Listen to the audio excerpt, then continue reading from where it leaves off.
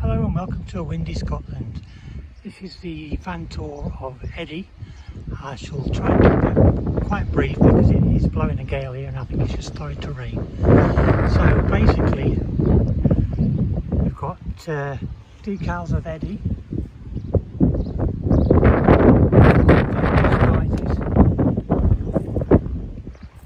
That one there is covered in black because there was school badge that was sun scorched and I couldn't get it off.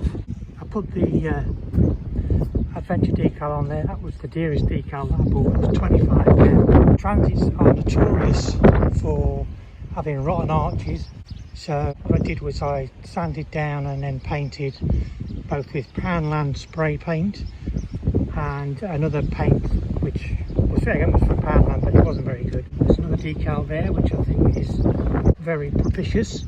I would advise all van lifers to get a GPS tracking device. They're not dear, and there has been a spate of thefts of vans because people want to get away.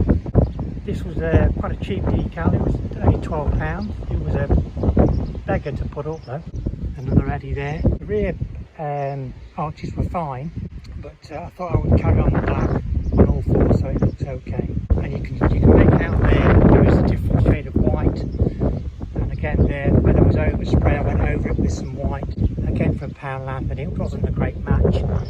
But it's more about practicality, functionality rather than style really. Better picture of Eddie there and there. The van was previously a school bus.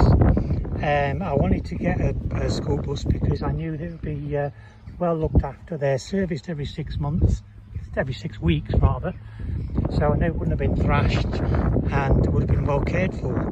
That's basically the outside. What I do love about it, for him I should say, is the flashing light on there, and it does work. And I do use it when I'm pulling out of lay-bys and junctions, or I'm reversing in tight spots, just to let other people know, and bikers as well. And I think it's very useful. Right, we're going to head inside now because it's very windy. I have tidied up a little bit, but not overly so. There's a bit of washing down there. Right, as we go in, I'm going to check my... Oh, we're going to go back out. I actually sprayed the inside rear windows with black spray paint, again from Poundland, and you can see the white bits here and here. That's where I glued the insulation to the rear glass panel. There are no Jaffa cakes left in the vehicle overnight, I can confirm that. Right, we're going to go inside, and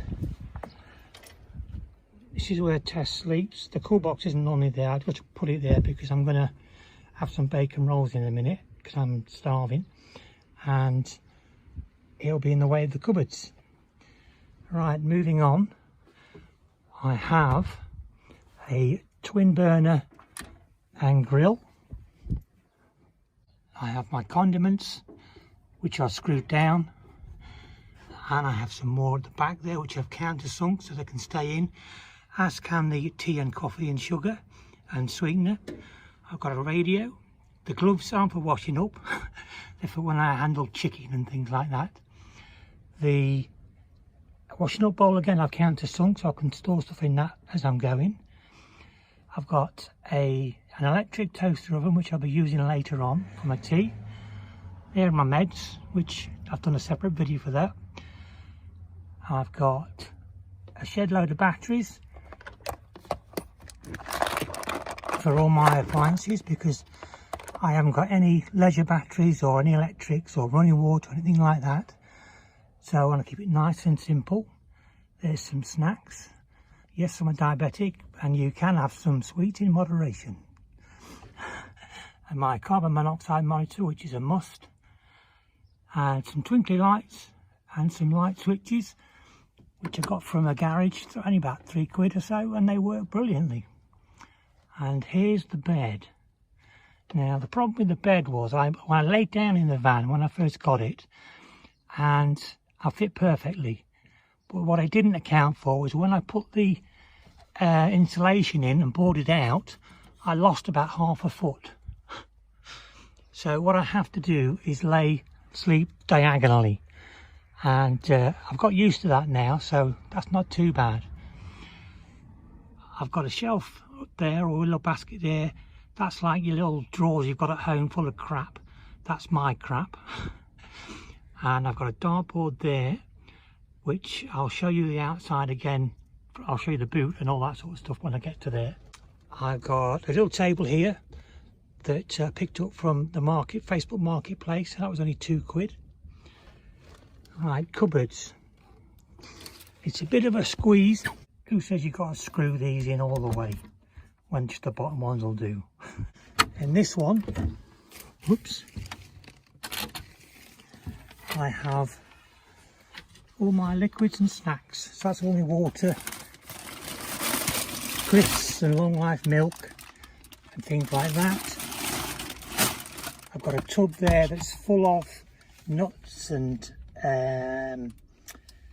like flapjack things, high energy bits and bobs.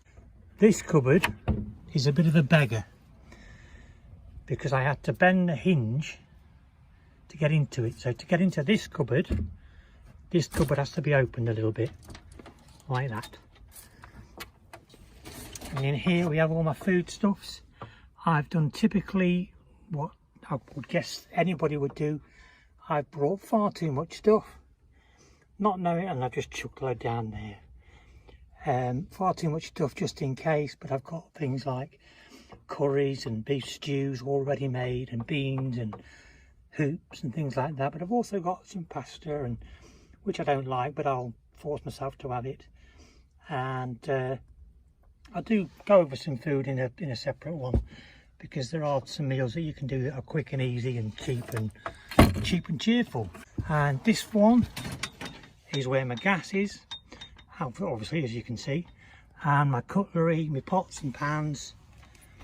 Again, I brought far too many. I've got stock pots, and I've got pots that I use on the fire, which are those ones there, which are obviously the black ones. My shiny ones are my new ones, which I'll use for like cereal and things. And in here I've got the cutlery. Put it on a spare tea towel so it doesn't rattle around too much. Again, as you can see, it's all wonky and doesn't matter, I don't really care. It's only me. And I've got my essential first aid kit. I will do a video on that, because that is a pretty extensive first aid kit and might help out some people. I've got a collapsible colander and a little grater there, and that's about it really. There's not a lot else to go over really. It's not really tidy, but it's not really messy, you know, at the end of the day. What I have found, it's been warm enough to sleep. I just sleep with this really. I've got a Trespass double sleeping bag, which is rated down to -10 degrees, but I've not had to use it yet. I've slept with the side window open, this one. These are thermal blackout blinds. I think they're about £15, which I've basically just velcroed on. I also have some crushed velvet curtains, which are nice and posh, but I don't really use them at the moment because Tessie's down there and I don't want her to be blocked out. I have got a fire blanket and another fire extinguisher down there. But what I did find when I'm going to go back outside now, so the wind will grab us, what I did find when I was cutting the foam for the bed, it's extremely flammable, and I mean extremely flammable. And it wasn't cheap either. It was £100, which for me is massive. But there you go. This is a mess and I haven't sorted it out. I'm not going to at the minute. But in there I've got 20 litres of diesel, 10 litres of petrol and a spare wheel, and all my tools and jump leads, spare fluids, that sort of thing, oils for the generator and the van and power steering and things, rope and bungees because you never know. Got a three folding shovel there, one of those chainsaw saws there, a couple of pairs of gardening gloves. Well, these are old bike gloves I used on the build. I use them when I'm chopping the wood because, you know, accidents happen. Obviously the hiking pole there, axe, some waterproof bags, a saw, foldable saw, fire extinguisher because, like I said, the foam is extremely flammable. And that's not a knife, that's a knife. Cat litter for you know what. There's my folding chair. I've got some wood that I brought from home in here. Down the back there we've got Jenny. Now she's a big girl. She weighs 82 kilograms dry, which is an enormous weight for me, and I filled her up with petrol before I left, which was a huge mistake because when I was trying to wrestle her back in to the van, petrol was pissing out everywhere, so that was fun. Back there we've got obviously the throne, and I have spare everything. So I've got butane cookers, propane cookers, methylated spirit burners, and obviously all the fuels to go with it. I've even got a 3-man tent, which I don't know why I brought.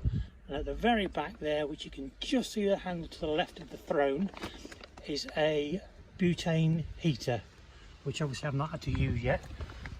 And obviously these are my clothes and shoes and what have you. I've also got a waterproof suit, which I use on my bike trips. You never know. I've also got a tarp and some Hungarian army tent poles to keep the tarp up. I've also got a tarp here for when I have my camp shower. I'll just hook it round the door. The crossbow has caused quite a few raised eyebrows, but on the whole everyone thinks it's a great idea. It's not for hunting as was suggested, it's just for plinking and just having a bit of fun. And speaking of fun, I've got the dartboard with darts, and they're the bolts for the crossbow. The good thing about these doors is there's a little button just around the corner here. You push that, so there you go. You can have a game of darts, which I have actually had a game of darts already, so it does work. Now this step is great for getting in and out of, but I have found that parking with it is a bind because it sticks out, which is why I thought it was a good idea to cover it in hazard tape so people won't walk into it or park next to it. That's the tour of Eddie, in and out. Any questions about anything, then just let me know. The hookup is the first time I've ever used hookup, and I was looking on the marketplace for, there's me in the reflection there with my little cowboy hat on, for the leads, and they're about 20 quid. I mean, obviously they vary with lengths and things, but I was trawling on eBay at 3 o'clock in the morning, as I often am, and I found this one. It's a 10-litre lead, and it's got 4, well, you probably saw it beside the van, it's got a 4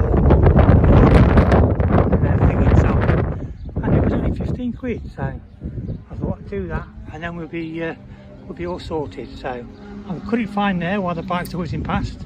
I'll speak to you soon.